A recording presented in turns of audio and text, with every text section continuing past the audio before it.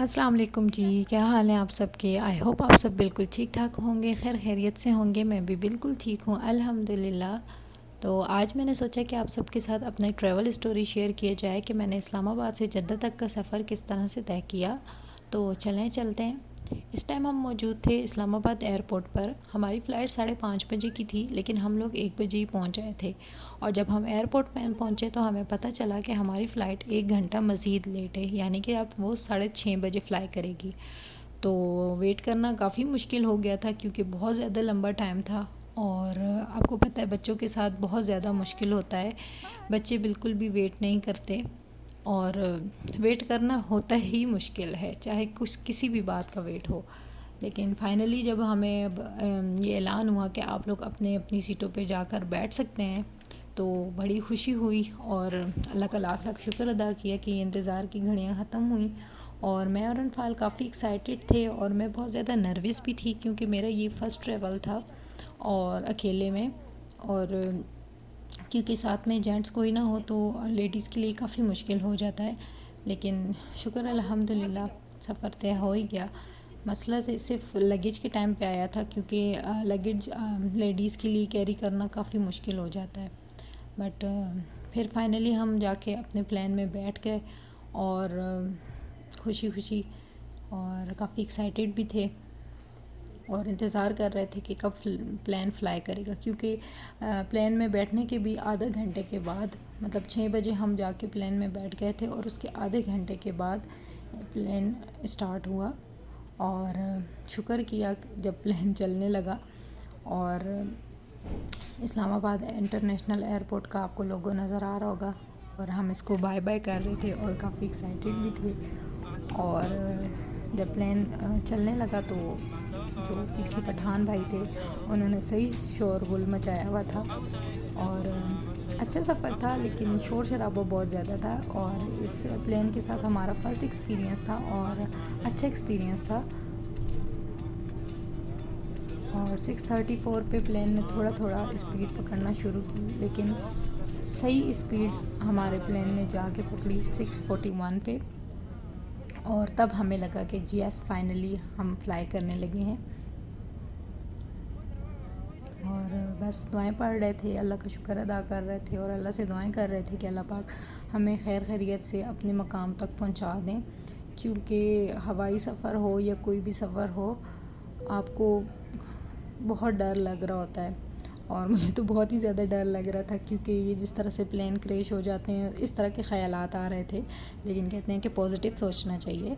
تو بس پھر جب ہم پلین میں بیٹھے تو تھوڑی دیر باہر موسم ٹھنڈا تھا، لیکن پلین میں شاید ہیٹر چل رہا تھا یا جو بھی، تو ایک دم سے کافی ہبس ہو گئی تھی اور دل گھبرانے لگ گیا تھا، لیکن آدھے گھنٹے کے بعد سب کچھ نارمل ہو گیا، اور بہت اچھا سفر گزرا، کیونکہ ساتھ میں میری فرینڈ بن گئی تھی ایک، تو وہ ابھی بھی ہیں میری فرینڈ، اور ہم ہیں کانٹیکٹ میں، تو بہت اچھا سفر گزر گیا، اور انفال بھی سو گئی تھی۔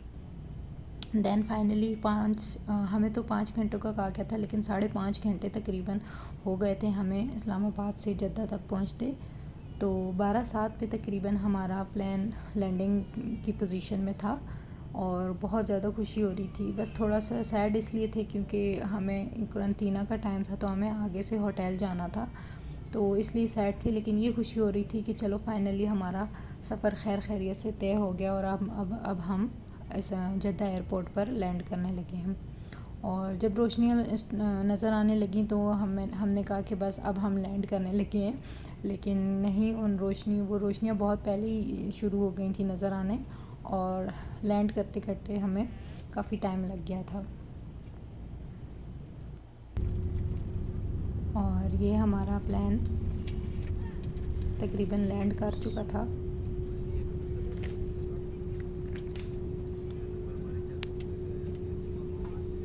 الحمدللہ اب جدہ کے بین الاقوامی ہوائی اڈے پہنچ گئے ہیں۔ باہر کا درجہ حرارت 20 ڈگری سیلسیس ہے۔ آپ کے آرام و تحفظ کے لیے آپ سے گزارش جاتی ہے کہ اپنے نشست پر ہی بیٹھے رہیں اور اپنے حفاظت کے بند باندھ لیں جب تک کپتان کی جانب سے حفاظت بند کے نشانات پہ جانا دیے جائیں۔ اب ہم کلینر اور جہاز کے تمام کی جانب سے شکریہ ادا کرتے ہیں کہ آپ نے ہمارے ساتھ سفر اور کرنا ایئرپورٹ پسند سے کیا۔ نکلنے کے بعد چیکنگ شکریہ، وغیرہ اللہ کے حافظ۔ بعد ہمیں ہماری بس اپنے ہوٹل کی طرف لے گئی، اور 404 میرے روم کا نمبر تھا، اور فائنلی ہم روم میں پہنچے تو تقریباً رات کے 2 بج چکے تھے اس وقت، کیونکہ جو ہمارا ہوٹل تھا وہ کافی دور تھا ایئرپورٹ سے۔ دین اس کے بعد ہمیں کھانا دیا گیا، کھانے میں دال اور قیمہ تھا اور ساتھ میں سوئیاں تھیں چھوٹے سے باکس میں۔ تو بس میرا قرنطینہ کا ٹائم میری بیٹی کے ساتھ ہی اسپینڈ ہوا۔ 2 دن تو گزار لیے، لیکن باقی 2 دن گزارنا بہت زیادہ مشکل ہو گئے تھے، تو بس اپنی بیٹی کے ساتھ ہی لگے تھے۔ یہاں پہ ٹی وی بھی تھا، وائی فائی بھی تھا، سب کچھ تھا، بٹ آپ کو پتہ ہے کہ جب آپ اتنے دور سے سفر کر کے آتے ہیں اور آگے بالکل ایک دم سے آپ کو اکیلا کر دیا جاتا ہے تو بہت زیادہ مشکل ہو جاتا ہے، اور بچے بھی تنگ ہو جاتے ہیں، تو میری بیٹی بھی کافی تنگ ہو گئی تھی۔ لیکن بس ہم دونوں ایک دوسرے کے ساتھ اسی طرح لگ کے اپنا ٹائم اسپینڈ کرتے ہیں۔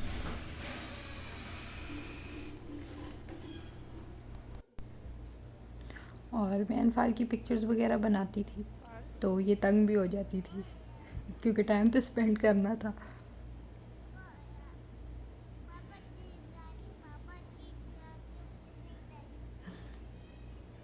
میں نے اس کی پکچرز بنائی تھی، اس نے کہا ماما بار بار پکچر بناتی ہیں، بار بار پکچر بناتی ہیں، مجھے نہیں دیکھنا۔ اور بس اسی طرح کرتے کرتے ہمارا ٹائم گزرا قرنطینہ کا۔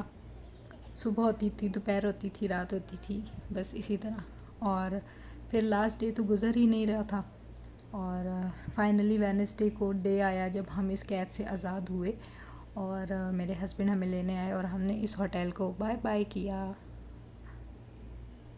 اور بہت زیادہ خوش تھے کہ اب ہم اپنے گھر جانے لگے ہیں۔ انفال بھی بہت خوش ہو گئی تھی کیونکہ اس کو پاپا مل گئے تھے۔ اور دین ہم جدہ کو بائے بائے کر رہے تھے، کیونکہ ہم جدہ میں تھے اور ہمیں جدہ سے رنیا جانا تھا، اور جدہ سے رنیا تقریباً 8 گھنٹے کا رستہ ہے، کافی لمبا ٹریول تھا، لیکن بھوک بھی لگی ہوئی تھی۔